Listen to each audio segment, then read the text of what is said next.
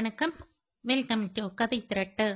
இந்த வீடியோல நம்ம என்ன கதை கேட்க போறோம்னா, பாசபந்தம் கதையின் 4வது பகுதி. நம்ம சேனலை இதுவரைக்கும் சப்ஸ்கிரைப் பண்ணாதவங்க சப்ஸ்கிரைப் பண்ணுங்க. பக்கத்தில் இருக்கிற பெல் ஐகானை கிளிக் பண்ணி ஆல்ங்கிற ஆப்ஷனை பிரஸ் பண்ணுங்க. ஸோ தட் நம்ம போடுற கதைகளை உடனுக்குடனே நீங்க கேட்கலாம். வாங்க கதைக்குள்ள போகலாம். மாலை அனைவரும் ரிசார்ட் பார்ட்டி ஹாலில் கரகோஷத்துடன் ஆடல் பாடல்களில் மூழ்கி இருந்தனர். ஆரா ஒரு சேரில் அமர்ந்து அனைத்தையும் வேடிக்கை பார்த்து கொண்டிருக்க மெல்ல அவள் அருகில் வந்து அமர்ந்தான் ஜெய். திரும்பி பார்க்காமலே அவன் வந்தது தெரிந்தும் திரும்பி பார்க்கவில்லை இவள். சற்று முன்பு நடந்த நிகழ்வு அவளுக்குள் ஒருவித உணர்வை ஏற்படுத்தி இருக்க மொபைலை நோண்டுவது போல கீழே குனிந்து கொண்டாள். சில நொடிகள் ஆராவின் முகத்தை அமைதியாக பார்த்து கொண்டிருந்த ஜெய் பின் மெல்ல அவளுக்கு மட்டும் கேட்கும் குரலில், சாரி ஆரா, உன்னை டிஸ்டர்ப் பண்ண மாட்டேன்னு அன்னைக்கு சொல்லிட்டு இன்னைக்கு இப்படி நடக்க வேண்டியதா போச்சு என்று வருத்தத்துடன் உள்ளுக்குள் சந்தோஷத்துடன் சொல்ல அவனை நிமிர்ந்து பார்த்த ஆரா, இட்ஸ் ஓகே ஜெய் என்று கூறிவிட்டு அந்த பக்கம் திரும்பியவளின் இதழ்களில் புன்னகை. இவனின் போலியான வருத்தத்தை கண்டுபிடித்து விட்டாளோ? இங்கே இவர்கள் நேரம் இப்படி இன்பமாக கழிந்து கொண்டிருக்க அங்கே வீட்டிலோ வேறொரு சூழ்நிலை. அன்றைய தினம் போலியோ சொட்டு மருந்து போடும் தினம் என்பதால் காலையிலேயே கௌதமின் தங்கை தேஜஸ்வினியை தூக்கி கொண்டு அவன் வீட்டிற்கு வந்து விட்டுவிட்டு மதியத்துக்கு மேல் கிளம்பி சென்றிருந்தாள். அதன் பின் மதியத்துக்கு மேல் அருகில் இருந்த மருத்துவமனைக்கு சென்று குழந்தைக்கு ஊசி போட்டுவிட்டு வீடு வந்து சேர்ந்தான் கௌதம். ஊசி போடப்பட்ட வலியில் குழந்தை வெகு நேரமாக அழுது கொண்டிருக்க இவன் எவ்வளவோ சமாதானம் செய்தும் அவள் அழுகையை நிறுத்தவில்லை. வெகு நேரம் பார்த்தவன் சரி காற்றோட்டமாக இருக்கட்டும் என்று குழந்தையை தூக்கி கொண்டு மொட்டை மாடிக்கு சென்றான். படிகளில் ஏறி மொட்டை மாடி வாசல் அருகில் சென்றவன் உள்ளே மிருதுளா காய்ந்த துணிகளை கொடியில் இருந்து எடுத்து கொண்டிருப்பதை பார்த்தான். அங்கு வேறு யாரும் இல்லை, இருப்பதாகவும் இவனுக்கு தெரியவில்லை. அவள் மட்டும் தனியே இருப்பதால் பிறகு வரலாம் என்று நினைத்து கீழே இறங்குவதற்காக அவன் திரும்ப தட் என்று பிளாஸ்டிக் உடைந்தது போல சத்தம் கேட்டது.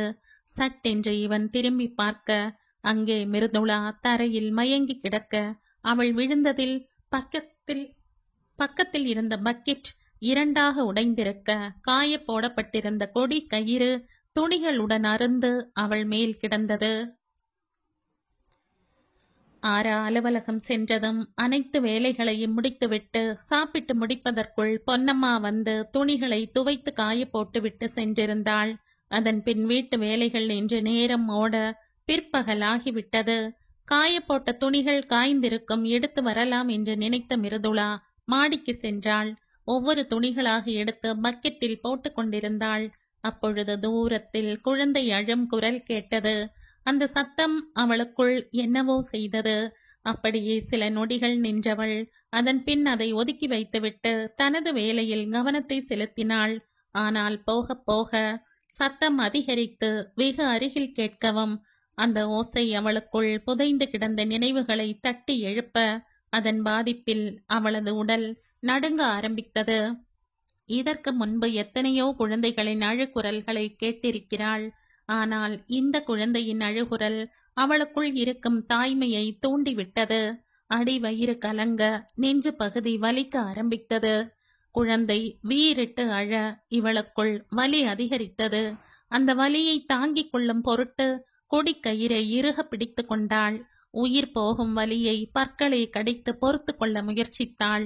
ஏற்கனவே நடந்ததையே நினைத்து சரியாக சாப்பிடாமல் தூங்காமல் உடல் பலவீனமாக இருக்க தற்பொழுது உண்டாகும் உணர்வுகளால் அவள் உடல் அவளது கட்டுப்பாட்டை மெல்ல மெல்ல இழக்க கண்கள் சொருக கொடி கயிறுடன் அப்படியே தொப்பென்று மயங்கி சரிந்தாள்.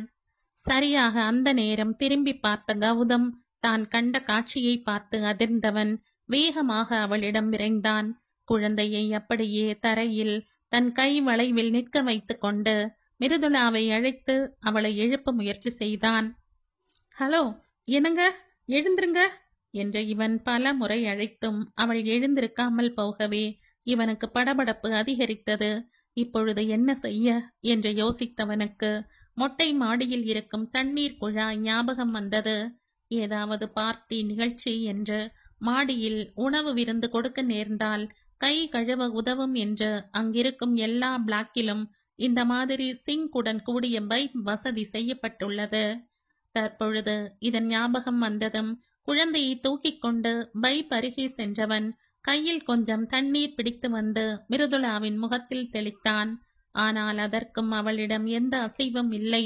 அவள் எழாதது பயத்தை ஏற்படுத்த உடனடியாக மொபைல் போனை எடுத்து கீழே வீட்டில் இருக்கும் தனது தந்தைக்கு அழைத்தவன், அப்பா, நம்ம எதிர் வீட்டுல புதுசா வந்திருக்காங்களே, ஆராவோட அக்கா, அவங்க பேரு மிருதுளா, அவங்க இங்க மொட்டை மாடியில மயக்கம் போட்டு விழுந்துட்டாங்க. எழுப்பி பார்த்துட்டேன், எழுந்துக்கல. உடனே அவங்க வீட்டுல யாரையாவது இருந்தா அவங்க கிட்ட விஷயத்த சொல்லி மேல கூட்டிட்டு வாங்கப்பா என்ற கடகடவென்ற விஷயத்தை கூறிவிட்டு வைத்தான். சேகரம் உடனே மிருதுளாவின் பாட்டியிடம் விஷயத்தை சொல்லி அவரையும் அழைத்து கொண்டு மாடி ஏறினார். இவர்களின் பதற்றத்தை பார்த்துவிட்டு பக்கத்து வீட்டு மாமியும் அவர்களை பின்தொடர்ந்தார். மேலே வந்த பார்வதி மிருதுளாவை பார்த்ததும், ஐயோ, என் பேத்திக்கு என்னாச்சு? அம்மா, மிருதுளா கண்ணு என்று பதறியபடி அவள் அருகே ஓடி வந்தவர் அவளை எழுப்ப முயற்சி செய்ய அவளிடம் எந்த அசைவும் இல்லை. அதற்குள் பக்கத்து வீட்டு மாமி, அப்படியே பார்த்துட்டு இருந்தா எப்படி? இந்த பொண்ணை உடனே ஹாஸ்பிட்டல் கூட்டிட்டு போகணும் என்றவர் கௌதமிடம் திரும்பி, கௌதம், அந்த பொண்ணை தூக்குப்பா, பக்கத்துல ஏதாவது ஹாஸ்பிட்டல் இருந்தா கூட்டிட்டு போகலாம் என்று சொல்ல, ஆன்டி, நானா என்று அவன் கண்களை விரிக்க, ஆமாம் கௌதம், ஆபத்துக்கு பாவம் இல்ல, சீக்கிரம்பா, எதுவும் சீரியஸ் ஆகிறதுக்குள்ள கிளம்பணும் என்று அவனை அவசரப்படுத்தினார். அந்த பெண்மணி எதுவும் சீரியஸ் என்றதுமே கலங்கி போன பார்வதி கௌதமிடம், தம்பி, என் பேத்தியை காப்பாத்துப்பா, நான் ஆட்சி சொல்றேன், தூக்குப்பா என்றதும் கௌதம் அவன் தந்தையை திரும்பி பார்க்க அவரும் சீக்கிரம் கௌதம் என்று அவசரப்படுத்த குழந்தையை தன் தந்தையிடம் கொடுத்தவன் அப்படியே மிருதுளாவை கைகளில் ஏந்தி கொண்டு வேகமாக படிகளில் இறங்கி தனது காரை நோக்கி சென்றான். அவன் பின்னாலேயே சேகரும் பார்வதியும் செல்ல பின் சீற்றில் பார்வதி மடியில் மிருதுளா படுக்க வைக்கப்பட முன் சீற்றில் கௌதம் அருகில் குழந்தையை மடியில் வைத்துக் கொண்டு சேகர் அமர்ந்து கொள்ள அடுத்த சில நிமிடங்களில் அனைவரும் ஹாஸ்பிட்டல் விரைந்தனர். 20 நிமிட தூரத்தில் இருந்த அந்த பெரிய ஹாஸ்பிட்டல் வாசலில் காரை நிறுத்தியவன் இறங்கி மிருதுளாவை தூக்கி கொண்டு உள்ளே செல்ல பெரியவர்கள் அவனை பின்தொடர்ந்தனர். அந்த பரபரப்பான சூழ்நிலையோ இல்லை தான் போட்டோவில் பார்த்த தன் தாயை பார்த்ததாலோ என்னவோ தேஜா தனது அழுகையை நிறுத்தி இருந்தாள்.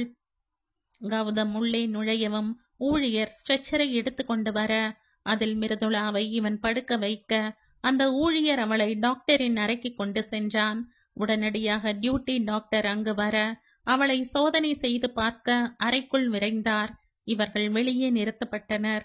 சில நிமிடங்கள் கழித்து வெளியே வந்த லேடி டாக்டர் கையில் குழந்தையுடன் நிற்கும் கௌதமை பார்த்ததும் அவன்தான் மிருதுளாவின் கணவன் என்று தவறாக நினைத்து கொண்டு அவனை உள்ளே வரும்படி சைகை செய்தார். அவன் குழப்பத்துடன் பார்வதியை பார்க்க அவரும் உள்ளே போக காலடி எடுத்து வைக்க, நீங்கில்ல அவரு என்று மீண்டும் சைகை செய்துவிட்டு உள்ளே சென்று விட்டார். எதற்கு என்று தெரியாமல் அறைக்குள் சென்றான் கௌதம்.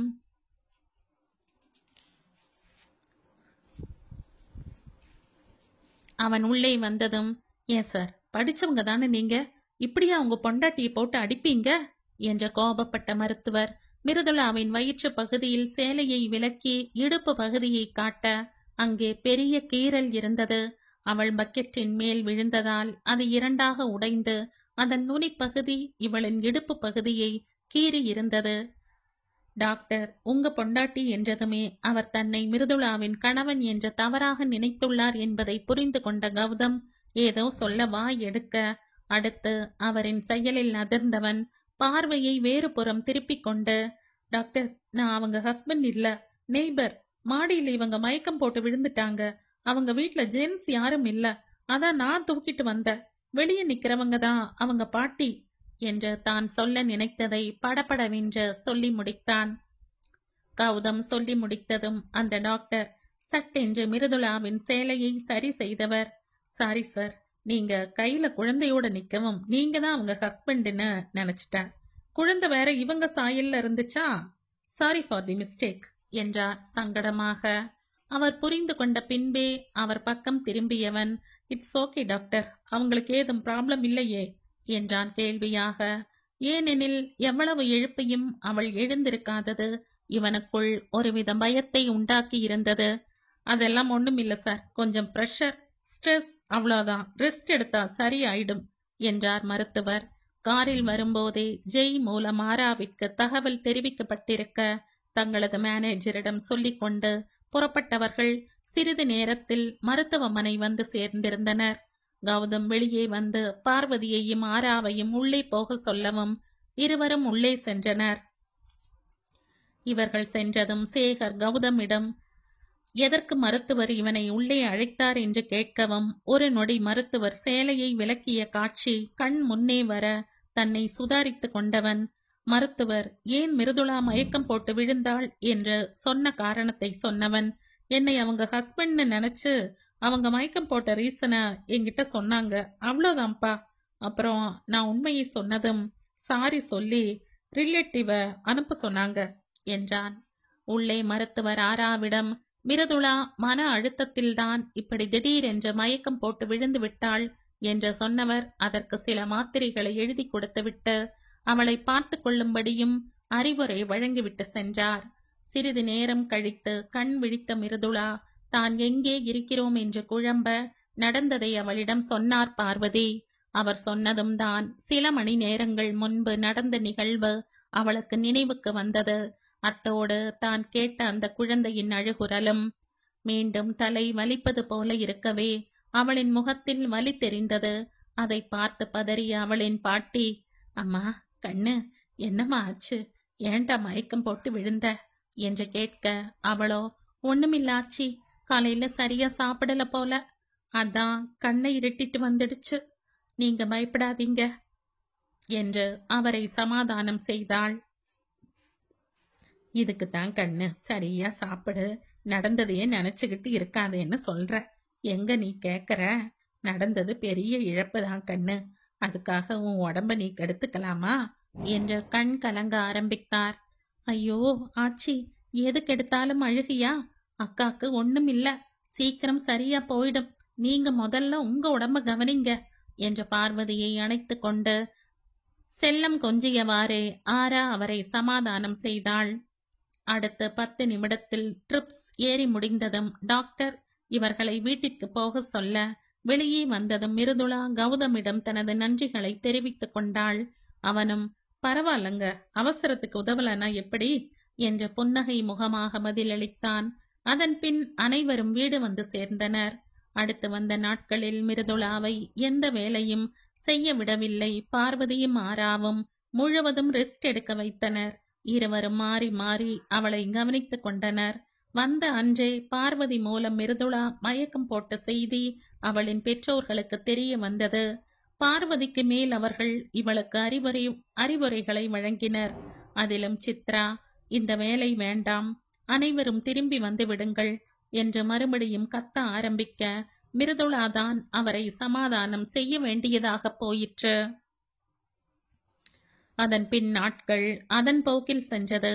ஆனால் எப்பொழுதும் மிருதுளாவிற்கு அந்த குழந்தையின் ஞாபகம்தான். ஏனோ அந்த குரல் கேட்ட பொழுது அவளுக்குள் ஏன் அப்படி ஒரு உணர்வு தோன்றியது என்று அவளால் இன்று வரை புரிந்து கொள்ள முடியவில்லை. தன் குழந்தை இறந்த அன்றும் சரி, அதன் பின்னும் சரி, இந்த அளவு அவள் துடித்ததில்லை. ஆனால் அன்று இப்படியாக அவள் பழையதை அசை போட ஆரம்பிக்க கண்கள் கலங்க ஆரம்பித்தது. குழந்தை சுமந்த தன் வயிற்றை மெல்ல தடவி பார்த்தவளுக்கு கண்ணீர் சுரந்து அவளின் கைகளில் துளி துளியாய் விழுந்தது. அந்த நேரம் அக்கா என்ற ஆராவின் குரலில் சட்டென்று தன் கண்களை துடைத்து கொண்டு இவள் திரும்பி பார்க்க கையில் குழந்தையுடன் அவளிடம் வந்து கொண்டிருந்தாள் ஆரா. குட்டி இளவரசி போல அழகாக கொள்ளை கொள்ளும் சிரிப்புடன் தன் தங்கையின் கையில் இருந்த குழந்தையிடமிருந்து கண்களை மிருதுளாவால் எடுக்கவே முடியவில்லை. கண்கள் அக்குழந்தையின் மேலேயே நிலை குத்தி நிற்க அதற்குள் இவள் அருகில் வந்திருந்த ஆரா, அக்கா யாரு வந்திருக்காங்கன்னு பாத்தியா என்று உற்சாகத்துடன் குதூகலிக்க, யாரோட பாப்பா இது அம்மோ என்று கேட்டவளின் கைகள் அக்குழந்தையை வாங்க ஏங்க, அதை புரிந்து கொண்ட ஆரா குழந்தையை அவளிடம் கொடுத்துவிட்டு, எதிர் வீட்டு கௌதம் சார் இருக்கார்ல, அவரோட குழந்தை என்று பதில் சொன்னவளின் உள்மனம் வேறொன்றும் சொன்னது. மிருதுளா மயக்கம் போட்டு விழுந்த கடைபரத்திலும் தனது வேலை பளுவின் காரணத்தால் தாமதமாக வீட்டிற்கு வருவதாலும் கடந்த சில நாட்களாக ஆரா குழந்தையை தனது வீட்டிற்கு அழைத்து வர முடியாமல் போயிற்று. ஆனால் தற்பொழுதுதான் அவளுக்கு ஓய்வு நேரம் கிடைத்துள்ளது. ஆகவே முதல் வேலையாக தேஜாவை தூக்கி வந்து விட்டாள், தன் சகோதரியிடம் காட்டவென. ஆனால் மிருதுளாவிற்கு எதிர் வீட்டில் குழந்தை இருப்பதும் அக்குழந்தையின் அழுகுரலை தான் அன்று கேட்டோம் என்று தெரியாது. குழந்தையை ஆசையுடன் கைகளில் வாங்கியவள், அவருக்கு கல்யாணம் ஆகிடுச்சா அம்மோ என்றாள் ஆச்சரியமாக. இது அவளுக்கு புது செய்திதான். கௌதமும் பார்ப்பதற்கு 20களின் இறுதியில் இருப்பவனைப் போலத்தான் தெரிவான். ஆதலால் அவன் திருமணமானவன் என்று மிருதுளா நினைத்திருக்கவில்லை. ஆமாக்கா, ஆயிடுச்சு. அப்போ குழந்தையோட அம்மா எங்க அம்மோ? அவங்க வீட்டுல யாரும் லேடிஸ் இருக்கிற மாதிரி தெரியலையே. இல்லக்கா, சாரோட வைஃப் சில மாதத்துக்கு முன்னால ஒரு ஆக்சிடென்ட்ல இறந்துட்டாங்க போல. அவ்வளவுதான் எனக்கு தெரியும். அந்த அங்கிள் தான் சொன்னாரு. ஓ என்றவளுக்கு என்ன பதில் சொல்வது என்றே தெரியவில்லை. அதைவிட இவ்வளவு சின்ன குழந்தை இது நாள் வரை தாய் இல்லாமல் இருந்திருக்கிறாள் என்பதே இவளுக்குள் கவலையை உண்டாக்கியது. தாயின் அன்பும் அரவணைப்பும் கிடைக்க வேண்டிய நேரத்தில் இவளுக்கு ஏன் இப்படி என்று நினைக்கையில் மிருதுளாவிற்கு கஷ்டமாக இருந்தது. சின்ன குழந்தைய பாத்துக்கிறது ரொம்ப கஷ்டம்னு ஆச்சி சொல்வாங்களே அம்மோ, இத்தனை நாளா இவங்க தனியாவா பாத்துட்டு இருந்தாங்க? ஆமாக்கா, சாரும் அவரோட தம்பியும் பகல்ல வேலைக்கு போயிடுவாங்க. அங்கிள் மட்டும்தான் கவனிச்சுப்பாரு. சில சமயம் இவ அழ ஆரம்பிச்சுட்டா நிறுத்துறது ரொம்ப கஷ்டமா இருக்கும்னு அங்கிள் பல தடவை சொல்வாரு. பாப்பா ரொம்ப அழகா இருக்கா அம்மோ. ஆமாக்கா, எனக்கு பார்த்த உடனே இவளை ரொம்ப பிடிச்சு போயிடுச்சு. அதான் உடனே அங்கிள் கிட்ட பெர்மிஷன் கேட்டு தூக்கிட்டு வந்துட்டேன். அன்னையில இருந்து தினமும் இந்த பட்டுக்குட்டிக்கு நம்ம வீடுதான் பிளே ஹவுஸ் என்று சொல்லி சிரித்தவள் தேஜாவின் கன்னத்தை பிடித்து செல்லமாக கிள்ள அவளின் கையை தட்டிவிட்ட மிருதுளா, பாப்பாக்கு வலிக்கு போகுது அம்மோ என்றாள் கண்டிக்கும் குரலில். ஆஹா, பார்த்து ஒரு செகண்ட் கூட ஆகல, அதுக்குள்ள அவளுக்கு சப்போர்ட்டா? அவளே அமைதியா இருக்கா, உனக்கு என்னக்கா என்றவள் மீண்டும் தேஜாவின் கன்னத்தில் கை வைக்க போக, அம்மோ அடி வாங்குவ என்று அவளின் தோளில் மிருதுளா லேசாக அடிக்க, அதை பார்த்த குழந்தை பல் வரிசை தெரிய கெக்க புக்க என்று சிரிக்க, ஆராவோ நான் அடி வாங்கறத பார்த்து உனக்கு சிரிப்பா இருக்கா என்று விளையாட்டுக்கு குழந்தையை அடிக்கப் போக, மிருதுளாவோ அடிபடாமல் இருக்க குழந்தையை அந்த பக்கம் திருப்ப, ஆராவும் அந்த பக்கம் போக என்று மாற்றி மாற்றி இருவரும் சுற்றி கொண்டிருக்க, அந்த ராட்டின சுற்றலில் குழந்தை இன்னும் வாய்விட்டு சிரிக்க ஆரம்பித்தது. குழந்தை சிரிப்பதை பார்த்து ரசித்தபடி நின்று விட்ட ஆரா, அக்கா, இவ்வளோ நாள் இவ இந்த அளவுக்கு சிரிச்சு நான் பார்த்ததே இல்ல. உங்ககிட்ட வந்ததும் என்ன சிரிப்பு இந்த பட்டு குட்டிக்கு என்று ஆச்சரியமாக சொல்ல, மிருதுளாவோ மனதுக்குள், இனி நான் இருக்கண்டா உனக்கு அம்மாவா, என்னைக்கும் உன்னை இந்த மாதிரி சிரிச்சுக்கிட்டே வச்சிருப்ப. உன் சிரிப்புலதான் என் சந்தோஷம் இருக்கு என்று நினைத்து கொண்டாள். யார் வீட்டு குழந்தைக்கோ தாயாக இருப்பேன் என்று எந்த நம்பிக்கையில் சொன்னாள் என்று மிருதுளாவிற்கே தெரியாது. ஆனால் அக்குழந்தை அவளை சொல்ல வைத்தது. குழந்தையின் சிரிப்பு சத்தத்தில் அங்கே வந்த பார்வதியும் ஆச்சரியமும் சந்தோஷமும் அடைந்தார். யார் குழந்தை கண்ணு என்று கேட்டவரிடம் ஆரா அனைத்தையும் சொல்ல, அவரும் குழந்தையின் நிலைமையை நினைத்து வருத்தப்பட்டார். கூடவே குழந்தையுடன் மிருதுளாவை பார்த்ததும் அவருக்குள் அவளை பற்றிய கவலை. இப்படி புள்ளகுட்டியோட இருக்க வேண்டியவ எல்லாத்தையும் இழந்துட்டு நிற்கிறாளே என்று உள்ளுக்குள் வருத்தப்பட்டார். ஆனால் வெளியே சொல்லவில்லை. சொன்னால் தன் இரு பேத்திகளும் என்ன ஆச்சு நீ சின்ன குழந்தை மாதிரி அழுதுகிட்டு என்று அவருக்கே அறிவுரை வழங்க ஆரம்பித்து விடுவார்களே.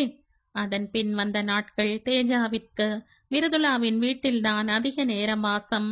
முன்பு மாலை ஆரா வரும்பொழுது மட்டுமே இவர்கள் வீட்டில் இருந்த குழந்தை இப்பொழுதெல்லாம் பகல் பொழுதுகளிலும் இங்கே இருக்க ஆரம்பித்தது. வெளியே வேலை என்று செல்லும் வேலைகளில் மிருதுளாவிடம் குழந்தையை விட்டு செல்ல ஆரம்பித்த சேகர் அதன் பின் குழந்தை அங்கே இருப்பதற்கு எந்த ஆட்சேபனையும் சொல்லவில்லை. அதற்கு காரணம் மிருதுளாவின் நிலைமை. மிருதுளாவை பற்றிய சில உண்மைகள் இவருக்கு பார்வதி மூலம் அவருக்கு தெரிய வந்தது.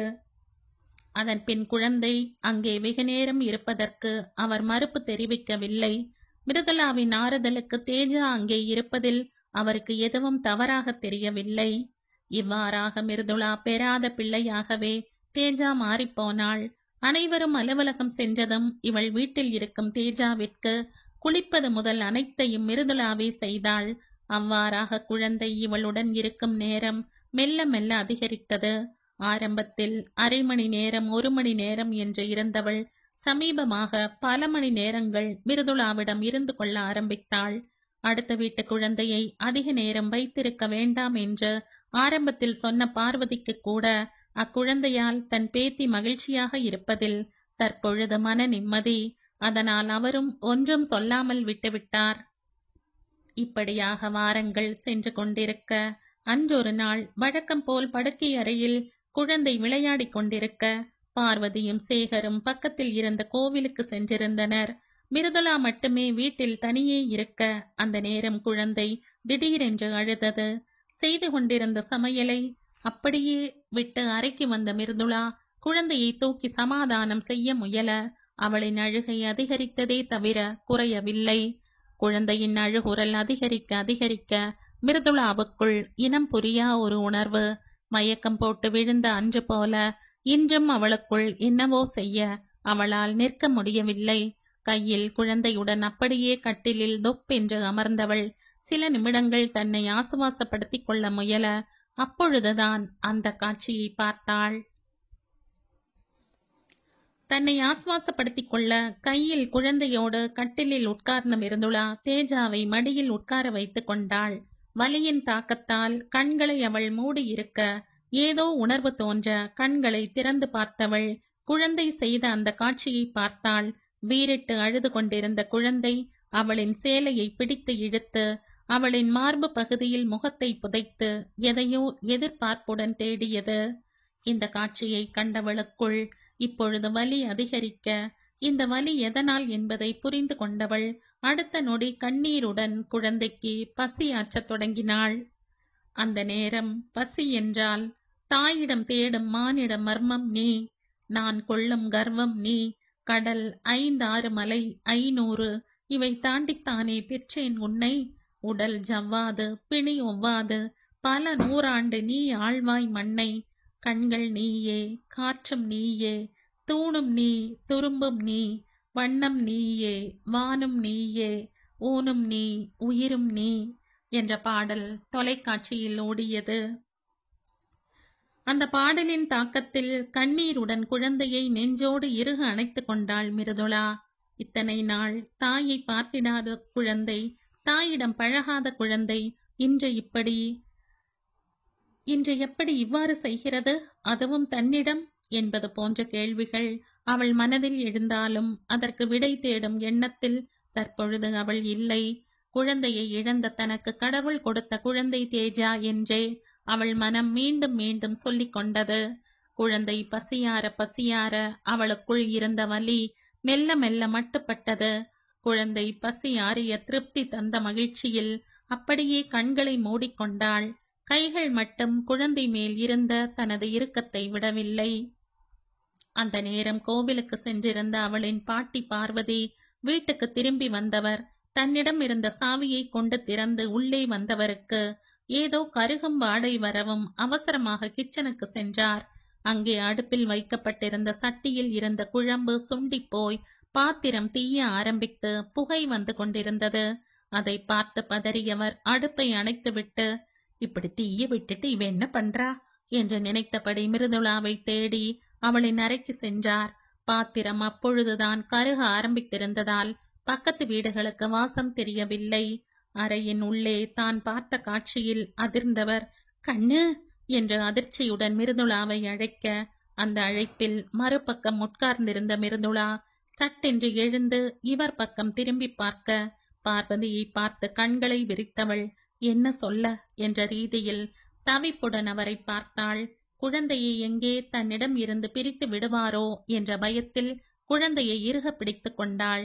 மிருதுளா செய்த செயலை புரிந்து கொண்டவர் அவள் அருகில் வந்து, என்ன செஞ்சுகிட்டு இருக்க கண்ணு என்று அதிர்ச்சியுடன் கேட்க, ப்ளீஸ் ஆச்சி, தயவு செஞ்சு இதை மட்டும் என்ன செய்ய வேண்டாம்னு சொல்லிடாதீங்க. என்னால இவ அழறத பார்த்துட்டு சும்மா இருக்க முடியல, நெஞ்செல்லாம் வலிக்குது ஆச்சி என்று கண்களில் நீர் வழிய தவிப்புடன் கெஞ்சினாள். ஆனால் அவரோ, இப்படி செய்யக்கூடாது கண்ணு, அடுத்த வீட்டு குழந்தைக்கு நீ பால் கொடுக்கறது தப்புடாமா. இது பழகிடுச்சுன்னா உனக்கும் கஷ்டம், குழந்தைக்கும் கஷ்டம். அப்புறம் அவ பசிக்கும் போதெல்லாம் உன்னை தேட ஆரம்பிப்பா. இப்படி எத்தனை நாளு கண்ணு உன்னால் இப்படி செய்ய முடியும் என்று எடுத்து கூற, இவ எனக்கு அடுத்த வீட்டு குழந்தை இல்ல ஆச்சி. நிறைகுடமா இருந்த பால் சொம்பை தட்டி விட்டு அதை ஒண்ணுமில்லாத காலி பாத்திரமா மாத்தின மாதிரி சந்தோஷத்தோட குழந்தை எப்போ பிறக்கும்னு எதிர்பார்த்திருந்த. என் நினைப்பில தீய அள்ளி போட்டு அந்த கடவுள் என் குழந்தையை பறிச்சு என் வயித்தை பாலைவனமா ஆக்கிட்டான். அன்னையிலிருந்து நடைப்பிணமா வாழ்ந்துட்டு இருக்க. என்னைக்கு இவளை பார்த்தனோ, இறந்து போன என் குழந்தை இவ ரூபத்துல என்கிட்ட வந்திருக்குன்னு தான் நினைச்சிட்டு இருக்க ஆச்சி. இவன் ஏன் குழந்தையாச்சி. நான் இவளை 10 மாசம் சுமந்து பெக்கலானாலும் இவ எனக்கு பொண்ணுதான் ஆச்சி, என் பொண்ணு இவ என்று அழுகையுடன் கூறியவள், பிள்ளையும் போய் புருஷனும் போய் வாழ்க்கையும் இல்லாம தனியா நிக்கிற ஆச்சி. பெத்த பிள்ளைக்கு நான் பால் கொடுக்க எனக்கு கொடுத்து வைக்காம எம்மனுக்கு வாரி கொடுத்துட்ட. இவளுக்கு கொடுக்கிற பாகியமாவது எனக்கு கிடைச்சிருக்கு. இவளுக்காவது நான் அம்மாவா இருக்கனே ஆச்சி. அது எத்தனை நாளா இருந்தாலும் நான் சாகர வரைக்கும் இவளுக்கு அம்மாவா இருப்பேன் ஆச்சி. உங்க காலில் விழுந்து கெஞ்சி கேட்குற, வேண்டாம்னு மட்டும் சொல்லாதீங்க ப்ளீஸ். இவ இல்லைன்னா நான் செத்தே போயிடுவேன் ஆச்சி என்று உணர்ச்சி மிகுதியில் அப்படியே தரையில் அமர்ந்து அழ, அம்மாடி என்று பதறிய பார்வதி அவளை தன் நெஞ்சோடு அணைத்து கொண்டு அவளது உச்சந்தலையில் இதழ் பதித்தவர் அவளது தலையை ஆதரவாக தடவி கொடுத்தார். இத்தனை நாளா உன் கஷ்டத்தை மனசுக்குள்ள போட்டுக்கிட்டு உள்ளுக்குள்ள புழுங்கிட்டு இருந்திருக்கியே கண்ணு. உன் நல்ல மனசை பார்த்தும் அந்த கடவுளுக்கு இப்படி செய்ய எப்படி மனசு வந்தது? இப்படி நீ கஷ்டப்படுறத என்னால பார்க்க முடியலையே கண்ணு. ஆண்டவா, என் பேத்திக்கு ஏதாவது நல்ல வழி காட்டியா என்ற ஆதங்கத்தில் ஆரம்பித்து வேண்டுதலில் முடித்தார் அந்த வயதான தாய். மிருதுளாவின் முகத்தை நிமிர்த்தி அவளின் கண்ணீரை துடைத்து விட்டவர், உன்னை நான் தடுக்க மாட்டேன் கண்ணு. உனக்கு எது சந்தோஷமோ அதை செய். எலியும் பூனையுமா இருக்கிற எத்தனையோ மிருகங்க அடுத்த குட்டிய தன் குட்டி போல பால் கொடுத்து பாசத்தோட வளர்க்கும் போது அம்மா இல்லாத இந்த குழந்தைக்கு நீ அம்மாவா இருக்கிறதுல தப்பில்ல கண்ணு என்றார் அவளுக்கு ஆதரவாக. மிருதுளாவும் நன்றியுடன், ரொம்ப ரொம்ப தேங்க்ஸ் ஆச்சி என்றவள் மன நிறைவுடன் அவரை அணைத்து கொண்டாள். இந்த காட்சியை மற்றொருவரும் பார்க்க நேர்ந்தது. சம்பளம் வாங்க அப்பொழுதுதான் அவர்கள் பிளாக்கிற்கு வந்த பொன்னம்மா கருகும் வாடையடிக்கவும் வேகமாக இவர்கள் வீட்டிற்கு வந்தவரின் காதுகளில் கடைசியாக மிருதுளா தன் மனதில் இருப்பதை சொல்லிவிட்டு அழுததும் பார்வதி அவளை சமாதானம் செய்ததும் காதுகளில் கேட்டது. ஹாலில் நின்று கொண்டிருந்தவர் அப்போதைக்கு அவர்களை தொந்தரவு செய்ய வேண்டாம் என்று நினைத்து ஒன்றும் சொல்லாமல் வெளியேறிவிட்டார். போகும் அவரின் மனதில் உதித்த எண்ணம் இதுதான். இந்த மிருதுளா பொண்ணு எவ்வளோ நல்ல பொண்ணா இருக்கு. இந்த காலத்துல கல்யாணமாகி வர்ற பொண்ணுங்களே மூத்த தாரத்து பசங்களை ஒழுங்கா கவனிக்க மாட்டேங்குதுங்க. இதுல இந்த பொண்ணு என்னடான்னா கௌதம் தம்பி குழந்தை மேல உசிரியே வச்சிருக்கு. அடுத்த வீட்டு புள்ளைய தான் புள்ளையா நினைக்க எவ்வளவு பெரிய மனசு வேணும். இப்படிப்பட்ட நல்ல பொண்ணுக்கு கடவுள் ஏன் இப்படி ஒரு வாழ்க்கையை கொடுத்தான் என்பதே. தான் பார்த்ததை அவர் யாருடனும் பகிர்ந்து கொள்ளவில்லை. ஏன் இப்படி என்று மிருதுளாவிடமும் கேட்கவில்லை. பாவமாக கூட அவளை ஒரு பார்வை பார்க்கவில்லை. தனது வேலைகளை பார்த்து கொண்டிருந்தார். இத்தனை நாள் பெறாத பிள்ளையாக இருந்த தேஜா அன்றில் இருந்து பெற்ற பிள்ளையாகவே மாறிப்போனாள் மிருதுளாவிற்கு. குழந்தை பசிக்கு என்ற சேகர் உணவு அனுப்பி வைக்க அதை வேண்டாம் என்று தடுத்து விட்டவள், குழந்தைக்கு ஒருவேளை சாப்பாடு கூட எங்களால கொடுக்க முடியாதா அங்கிள் என்று கேள்வி கேட்டே அவரின் அந்த செயலை தடுத்து விட்டாள்.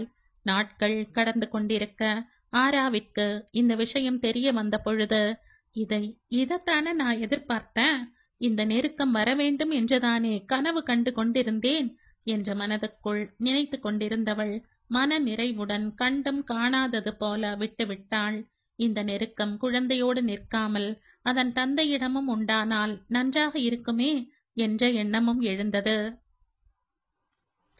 இரவு உறங்கும் நேரம் தவிர மற்ற நேரங்கள் அனைத்தும் தாயும் மகளும் ஒன்றாகவே இருந்தனர். அதனாலேயே அவர்களுக்குள் உருவான பந்தம் நாளுக்கு நாள் உறுதியாகிக் கொண்டே சென்றது. பகல் முழுவதும் தேஜாவுடன் இருந்துவிட்டு இரவில் அவள் இல்லாமல் இருப்பது மிருதுளாவிற்கு ரொம்பவே கஷ்டமாக இருந்தது.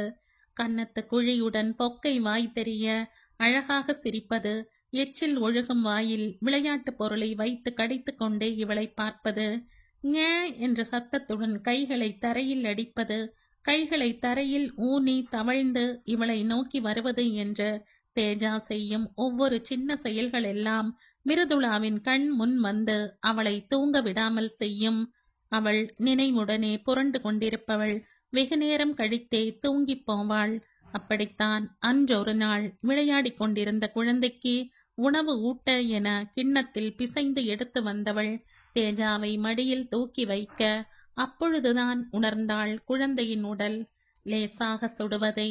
அந்த குறைந்த சூட்டிற்கே பதறியவள் உடனே தனது பாட்டியை அழைத்த விஷயத்தை கூற, அவரோ தொட்டு பார்த்துவிட்டு, பயப்பட ஒண்ணுமில்ல கண்ணு, ஓடி ஆடி விளையாடினதுல யார் கண்ணாவது பட்டிருக்கும், இதோ வர என்றவர் உப்பு மிளகாயை எடுத்து வந்து குழந்தையை 3 முறை சுற்றியவர் அதில் துப்பவிட்டு ஏற்கனவே பற்ற வைத்திருந்த மரக்கட்டை நெருப்பில் கொண்டு போய் போட்டவர் திரும்பி வந்து, எல்லாம் ஊர் கண்ணு, எவ்வளவு சத்தம் தெரியுமா, உள்ள அழகா இருக்குல்ல, அதான் கண்ணு திருஷ்டி பட்டிருக்கு என்று கூறியவர் தனக்கு தெரிந்த கை வைத்தியத்தை குழந்தைக்கு செய்தார்.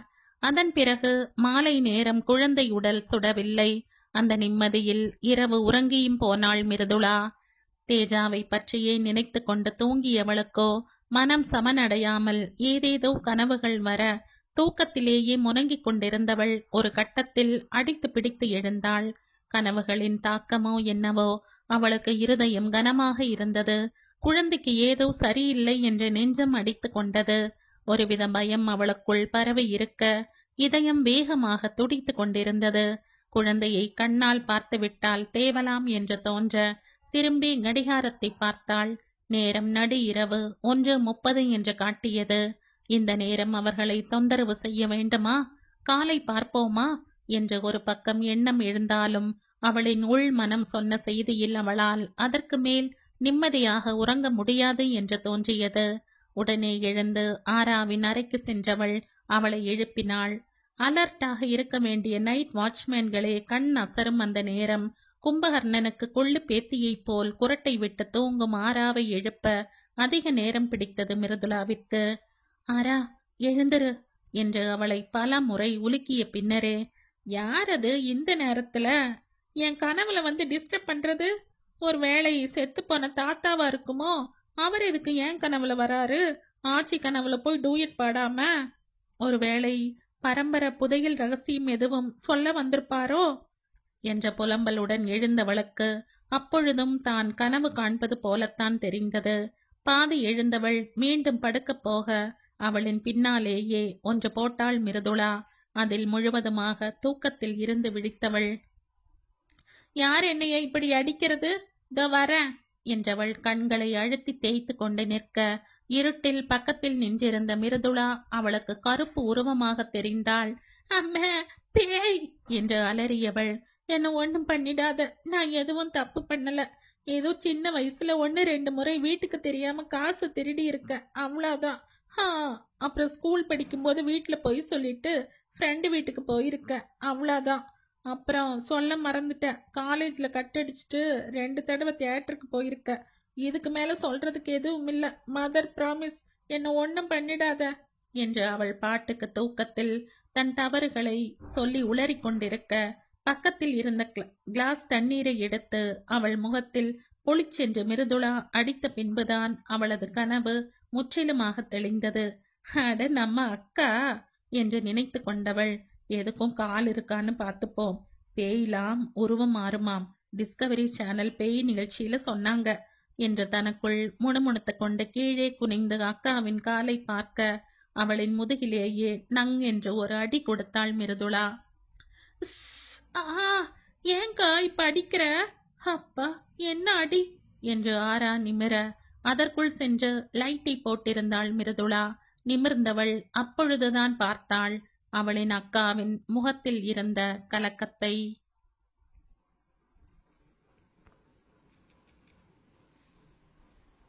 இந்த கதையின் தொடர்ச்சியை அடுத்த பதிவில் கேட்கலாம். நன்றி.